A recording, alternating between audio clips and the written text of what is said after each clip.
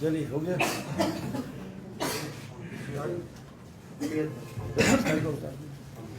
সবাইকে নমস্কার। প্রিয় সাংবাদিক বন্ধুরা, আপনারা সবাই অবগত আছেন যে আসন্ন the Tripura tribal areas autonomous district council 2021-এ যে ইলেকশন হতে যাচ্ছে, আমরা ভারতীয় জনতা পার্টি এবং আইপিএফটির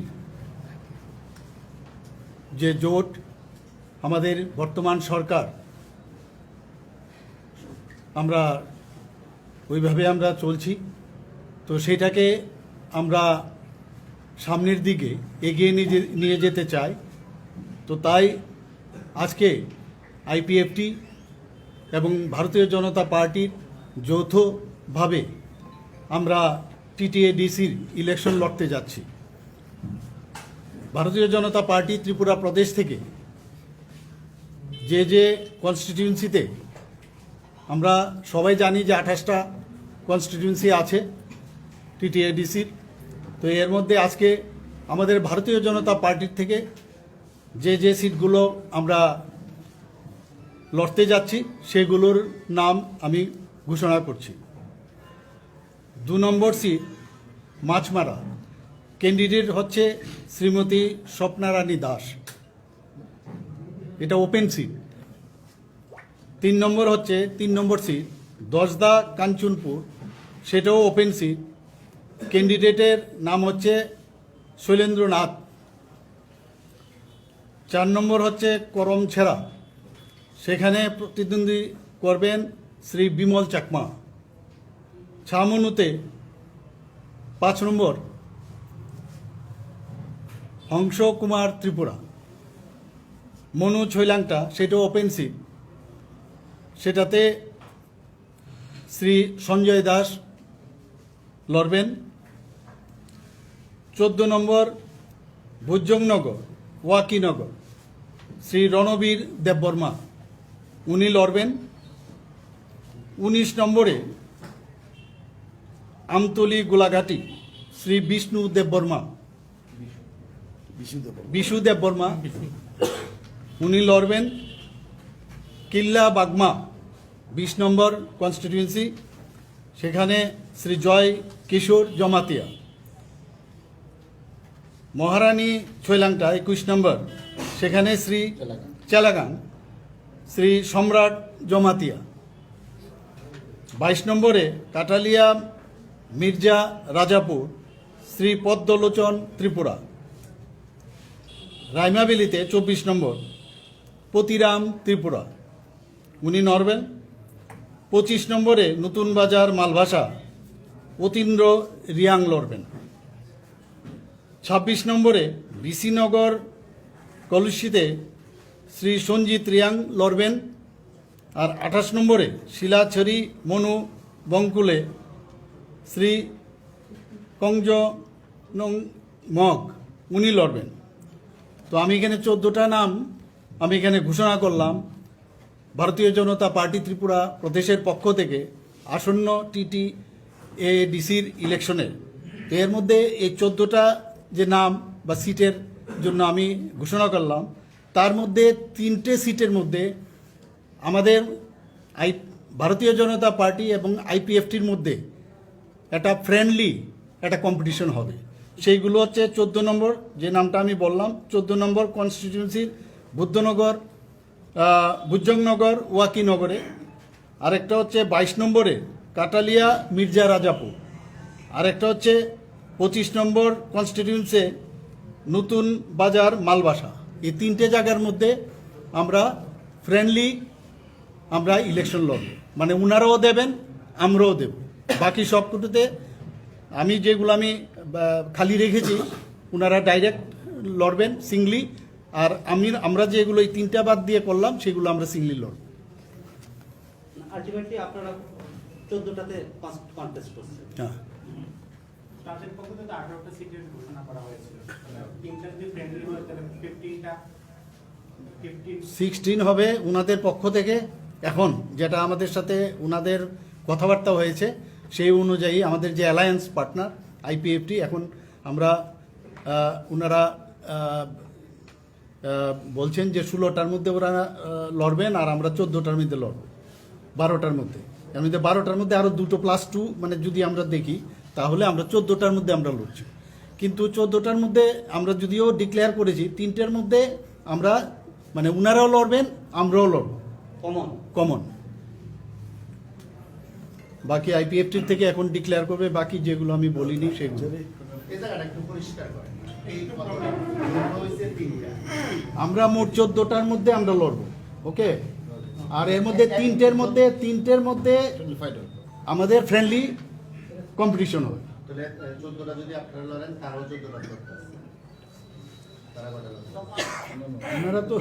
ওনারা তো ডিক্লেয়ার করছে একই হবে, এই 3টা তো কমনই থাকবে, 3টা তো কমনই থাকবে। আইপিএফটি কেমন নতুন করে রেগুলেশন দেবে? বিজেপি প্রার্থী এবং আমি বলি হ্যাঁ। তিনটা সিটে শুরু বিজেপির প্রার্থী এবং আইপিএফটি প্রার্থী ওরাও ফাইট করবে আমরাও ফাইট করবো। হ্যাঁ হ্যাঁ।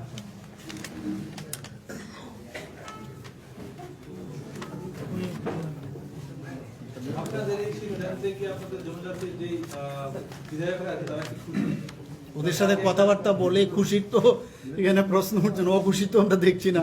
সবার সাথে কথা বলে আমাদের যে ইলেকশন কমিটি আছে আমাদের, সেখানে এইগুলো নিয়ে চুলছেরা বিশ্লেষণ হয়েছে, তারপরে এটা ডিসিশন হয়েছে। তাকে দীর্ঘ সময় এখন আইপিএফটির তরফ থেকে বলুক, ঠিক আছে।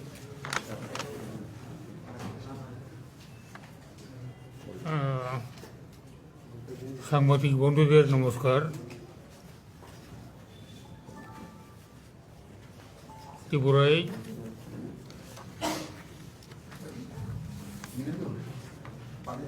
ভারতীয় জনতা পার্টি,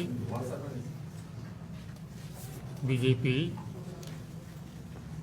এবং আমাদের পার্টি আইপিএফটি জাতীয় দল এবং আঞ্চলিক দল আমাদের জোট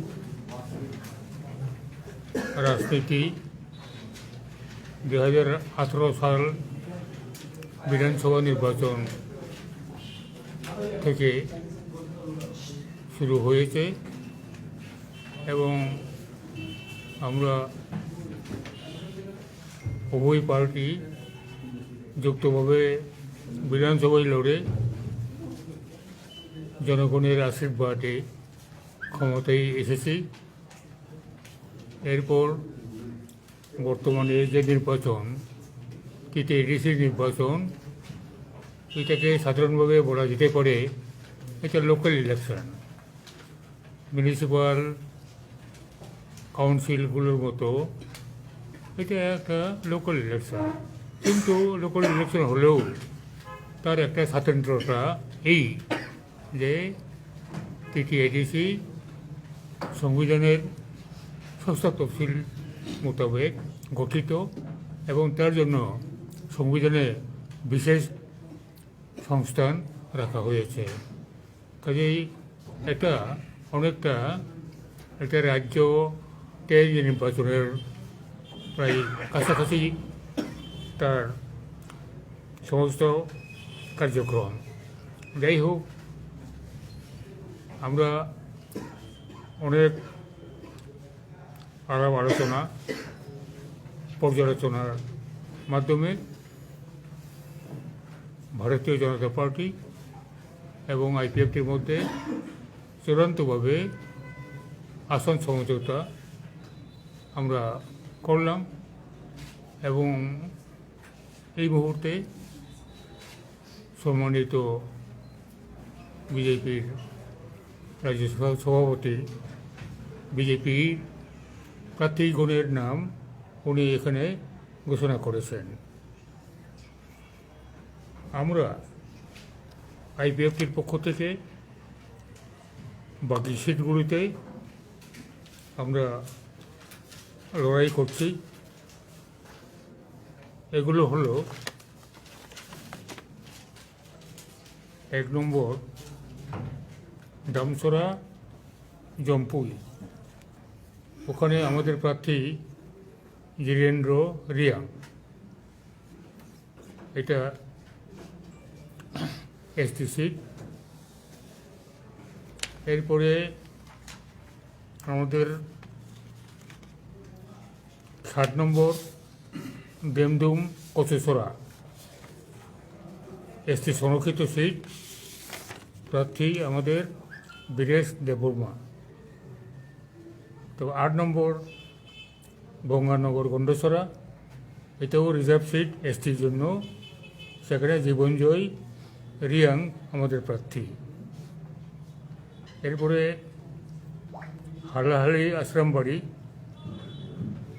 9 নম্বর সিট, এটাও এসটি সংরক্ষিত, সেখানে আমাদের প্রার্থী ভবেশ দেববর্মা। এরপরে 10 নম্বর আসন কুলাই চাম্পাহার এসটি রিজার্ভ, সেখানে আমাদের প্রার্থী শ্যামল দেববর্মা। তারপর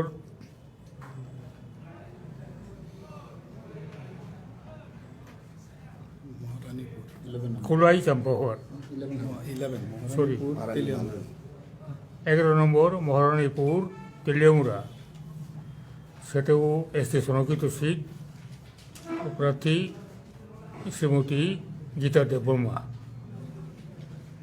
এরপর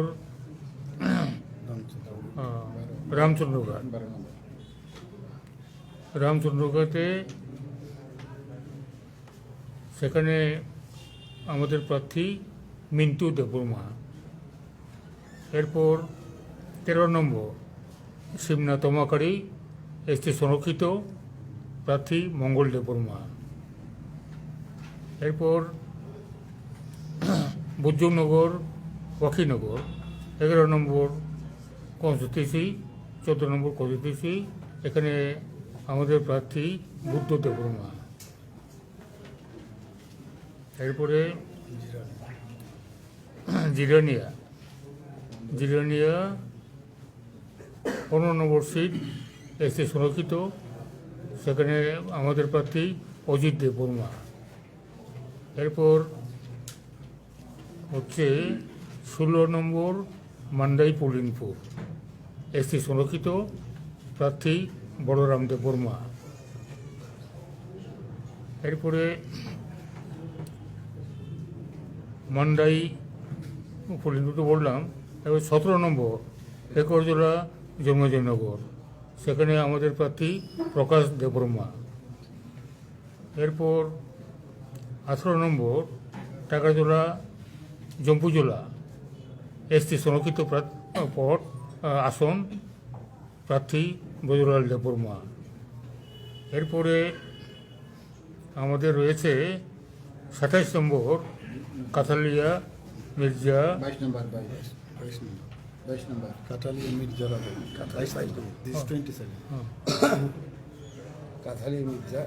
কাথালিয়া মির্জা রাজাপুর, সেখানে এটাও এসটি সংরক্ষিত, প্রার্থী শুক্লাচরণ নওয়াতিয়া। এবার অম্পিনগর 23 নম্বর অম্পিনগর এসটি সংরক্ষিত, প্রার্থী জনক হরি জমাতিয়া। এরপরে আমাদের প্রার্থী আছে আপনার বুড়াতলি পূর্ব মহরিপুর 27 নম্বর আসন, প্রার্থী ধনঞ্জয় ত্রিপুরা। যেটা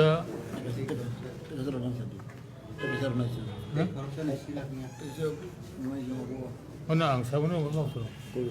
একটু আগে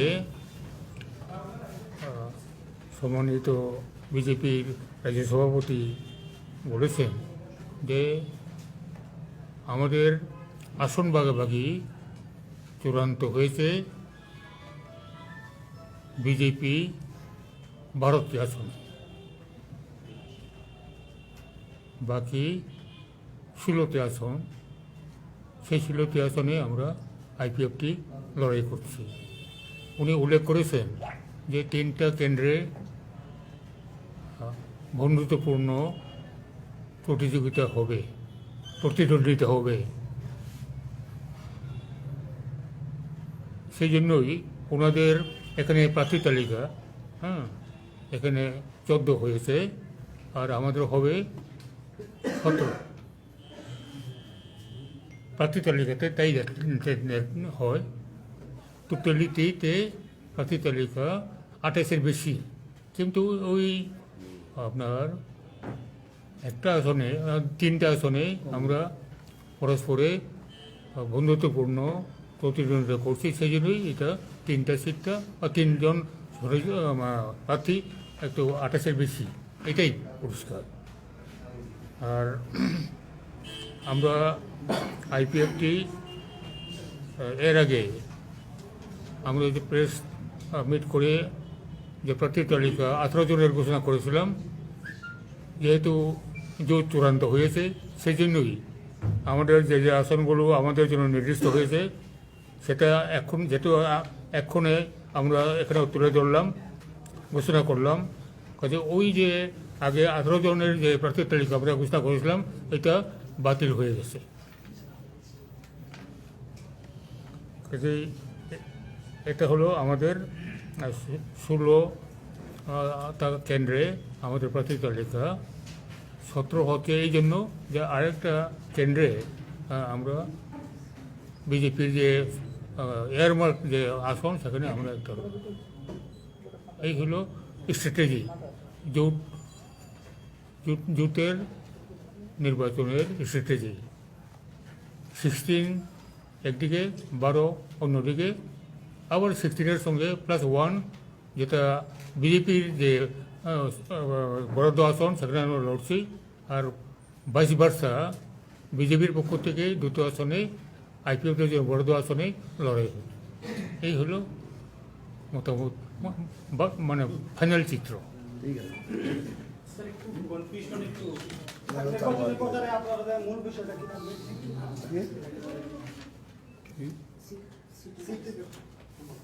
Here, Sir, can we get the list of IPF teams? yes, it will be circulated. We need that. Only then we can ask question. I think there is still some confusion regarding the candidate list. আপনারা যখন বলছেন যে in 14 seats আপনারা লড়ছেন 3টা friendly, that means 11টাতে আপনারা individually লড়ছেন, ঠিক না? It's not 12।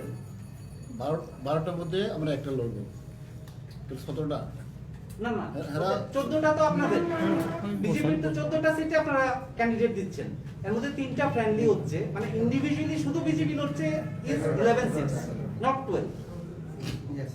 Isn't it? Yes, yes. 11-22 বাকি তিনটার মধ্যে ডাবল এরকম কিছু না না, ইন্ডিভিজুয়ালি আমরা লড়ছি 11 তে। 11টা